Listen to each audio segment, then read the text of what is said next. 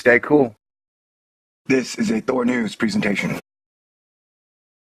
Thor News presents.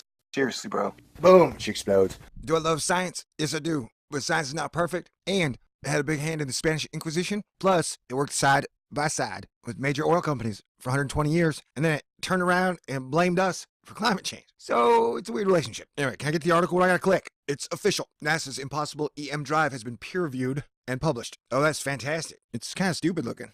No offense. A giant iron drum. All right. It's weird because it's like either we're stuck on 1950s Atlas V rockets, which is strange. But then, not replacing the Hubble for 25 years is really strange also. Not going back to the moon, super duper strange, man. Anyway, so it's like, are we really stuck on petroleum engines in 1955 rockets? Or do we have M drives, warp drives, Goldman Sachs jump room star chambers, anti-gravity machines, ion engines? I don't know, man. Starting to think like 85% of everything we know is a total lie. That's why I used to talk about boobies all the time. A, I can verify that boobies are magic, they're wonderful, and they're like one of the greatest painkillers known to man. It's Saturday. If this ain't your cup of tea, then go find another beverage somewhere else, buddy. Everything started with British scientist Roger Shawyer, who presented his M-Drive microwave thruster. M-Drive microwave thruster. Holy crap. It's like you can get to Mars in 5 minutes and have a heated burrito when you get there. That is fantastic. As an alternative to powering spacecraft without propellant. A very powerful and efficient method. Instead of fuel, it uses microwaves bouncing off a carefully tuned set of reflectors to achieve small amounts of force and therefore achieve propellant-free thrust.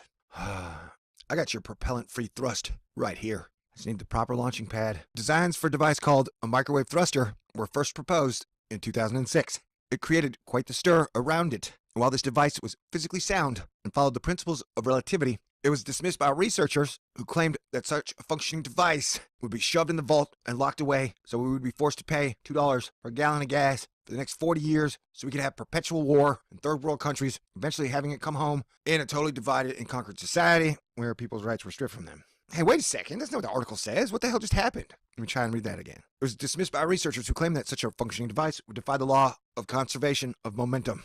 This claim was quite simple. If you want to propel a shuttle forward, you have to push something else backwards. So how could this propeller work without pushing anything away?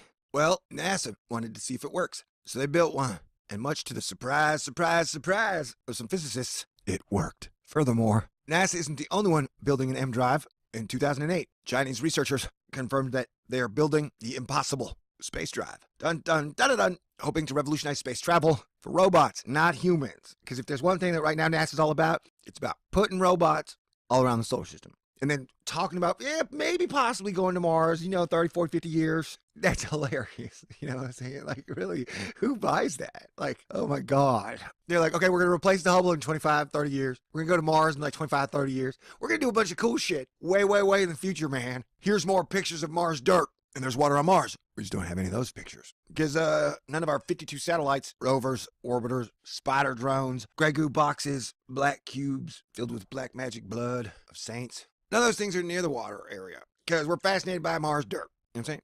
I'm telling you, if you kind of look into the space agencies, the whole situation is really, really, really weird. At times I think that we're being invaded by Mars slowly, and they're heating our planet to make it more comfortable for them. And they're going to kill us all. Humans anyways. I mean, that's a wacky theory. Even though it feels like the divide and conquer thing is really anti-human and hates humans, that would just be science fiction, right? Okay. Maybe I've said too much. But some people still weren't convinced. Some researchers argued that there might be something we're missing. That's what I was just saying. Some kind of error in understanding how this drive works. I was talking about something else, though. So, of course, NASA said it will take its project into outer space, free from any earthly interference. But in the meantime, it had another thing to do.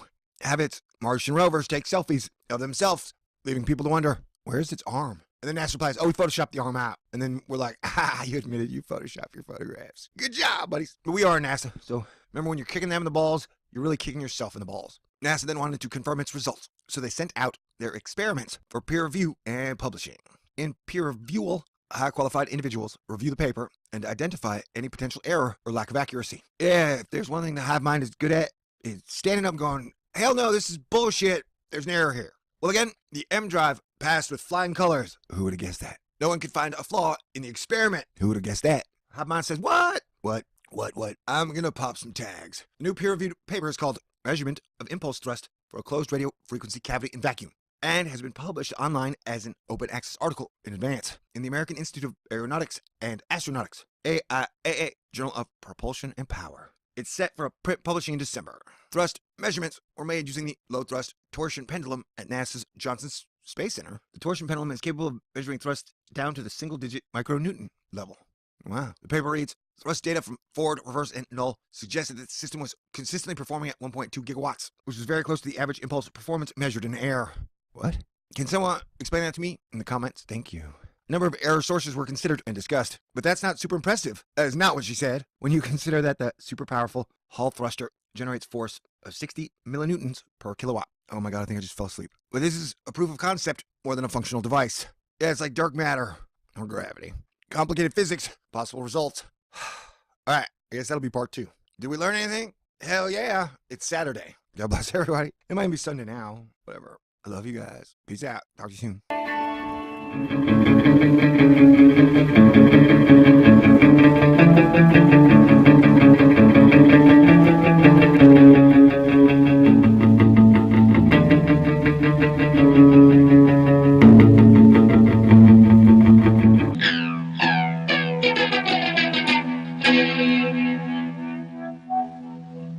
Captain Happy Comet, ice and cupcakes, baby. Space underwear in your face. All right, thanks. Stay cool. This is a Thor News presentation.